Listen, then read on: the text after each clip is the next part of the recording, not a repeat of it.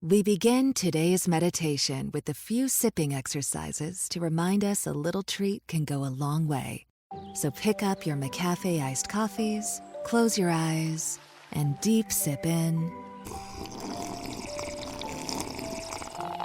and deep satisfaction out. Take a treat retreat at McDonald's. Right now, get a McCafe iced coffee in any size and any flavor for just 99 cents until 11 a.m. Price and participation may vary. I'm Jeff Altman, the Big Game Hunter. I'm the head coach for JobSearch.Community and welcome to No BS Job Search Advice Radio. You know, negotiating is one of those taboo subjects, in America at least, for job hunters. And thus, there's not a lot of information, and negotiation seems like begging. Please give me more, please, please. And it doesn't have to be that way. You can go into a negotiation well equipped and well prepared. And that's what I'm going to try and do today, is give you a couple of quick suggestions about how to negotiate effectively. And if you like today's show, I hope you join me at JobSearchCoachingHQ.com, and I hope you give the show 5 stars on iTunes. Well, iTunes in particular, because it's that much more powerful. I have a link in the show notes to the page for No BS Job Search Advice Radio on iTunes. Let me just get us going, okay? Let's get rolling, folks.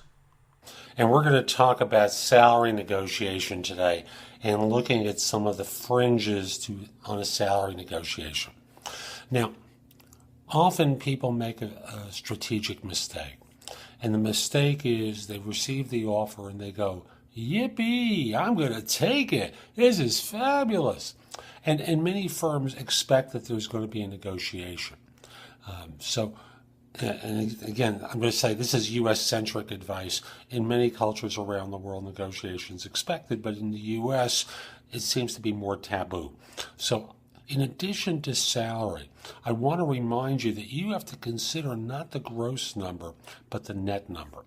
So, for example, for people who are in the New York area but live in New Jersey, you have to look at what the tax consequence is going to be about working in New York and what your cost of commutation is going to be now that you're heading into the city.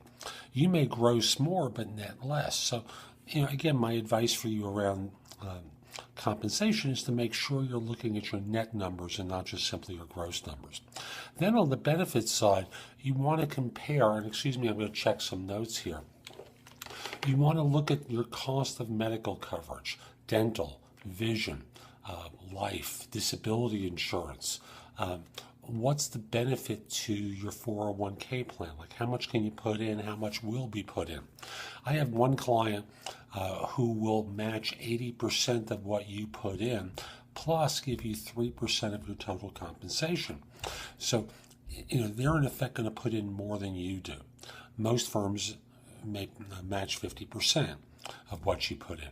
Whatever it is, you need to know what those numbers are. What's their vacation policy? What sort of personal days or religious holidays do you get off? What's the sick leave policy?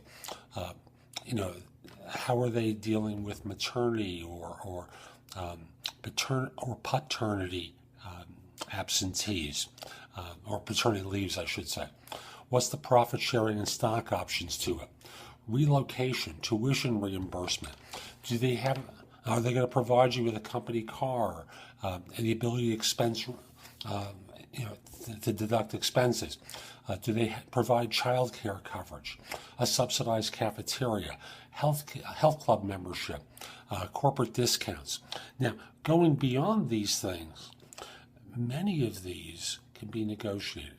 Now, for example, you may work in an organization where there's no tuition coverage that you're going to get, or tuition reimbursement. This next firm will provide tuition reimbursement, or vice versa. You may be used to your firm paying for memberships in professional groups and for you to attend specific events from these groups. There are conferences that many groups have. See if the next firm will do it. And when it comes time to do the negotiation, don't always go to HR. HR is basically there to say no. They're the rules followers. hiring managers will often do the negotiation. And even if they can't officially give you additional vacation policy, they may say to you, don't sweat it, take the week off at around this time, and there's no problem because we tend to be slower.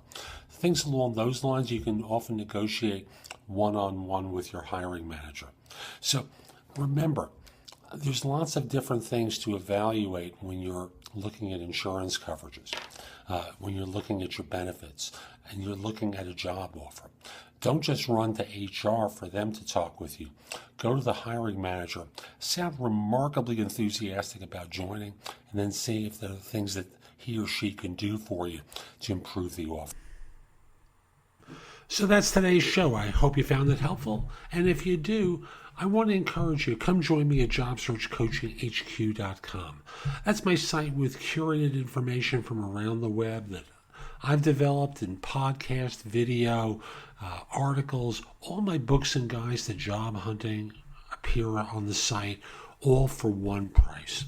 And I also want to encourage you, give the show 5 stars in iTunes, please. I have a link in the show notes. It's going to help other people discover the show and help them anymore. So I'll be back tomorrow with more. In the meantime, have a great day. Take care.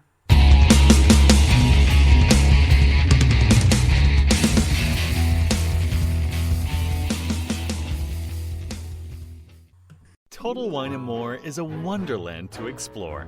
Thousands of wines and spirits, unexpected pairings, and great gifts. Low prices and helpful guides make the holidays magical at Total Wine & More. Drink responsibly. Be 21.